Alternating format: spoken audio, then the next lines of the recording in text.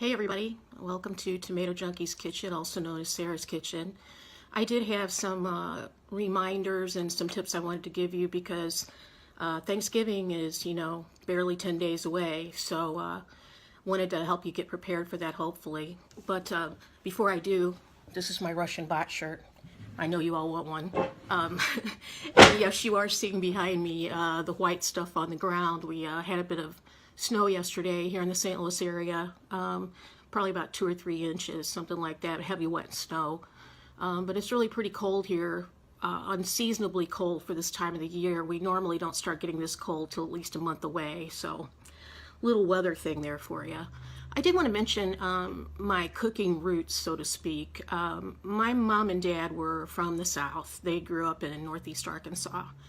And I get a lot of my cooking influence from my mother because she was the best cook that I've ever seen. She cooked for our large family. I have 8 siblings, and she cooked for our large family 3 meals a day, 7 days a week. I mean, eating out was something we just didn't do. So with that in mind, when we have Thanksgiving, it's not stuffing, it's always dressing. And the one that I learned to make is cornbread based, and it has a lot of sage in it. So that's what we do in our family as far as the dressing goes. And you'll hear that in the South quite a bit. People call it dressing, and it's not stuffing.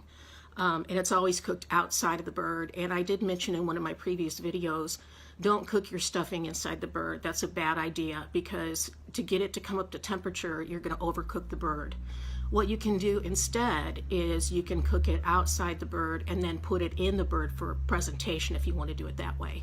But otherwise, just don't do that because you're going to have problems cooking the turkey properly. Our menu for Thanksgiving is, of course, always the turkey. We have mashed potatoes and gravy. We always have cranberry sauce, which has, I cook it on from fresh cranberries. We have something the last few years that we call cranberry crack, and I'll put the recipe for that. I'll put it in the comments. It's a cold salad and has a lot of heavy cream in it, and the cranberries are chopped up. They're chopped up fairly fine, and anyway, it's it's so delicious. That's why we call it cranberry crack. We can't stop eating it when we get started. And with regard to the gravy, one tip I did want to give you, and this can really help you, you can quite often buy like turkey giblets and necks separate from the turkey in advance of Thanksgiving. And that's a great way to make extra stock so that you have plenty like to put in your dressing, plenty for your gravy, especially if you're having a large group. That's a great way to do it. And what I do is I get them and I roast them first because I think you get more flavor out of it. You can either roast it or you can brown them in a skillet before you actually add liquid to it. And I think you get more of the turkey flavor that way. But if you look around, quite often the supermarkets will have those, and you can buy those in advance and get a head start on things too. Also, Ina Garten's Barefoot Contessa, Cook Like a Pro, this last weekend, she had some really good ideas too on pre-making things, and she shows a way to make a turkey gravy type of base. And I'll also put the link to that show in the comments because I found that to be pretty interesting. And one thing she put in it was cognac or brandy, and surprisingly that can add a lot of flavor to a lot of different things, as can red and white wine. I use white wine in my gravy. I think I've mentioned that before too. I use white wine. It's really a big flavor enhancer too for your gravy. And it doesn't end up tasting like wine at the end. It just really complements the flavor of what you're doing. I did want to remind you that if you do want a fresh turkey, it's always best to reserve one at the store because sometimes they do run out of them, at least in this area.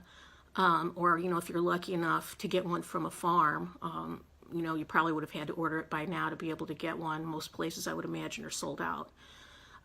Get a good pan. Do not use that foil thing that you see in the stores. Do not use that. There's so many reasons not to use it.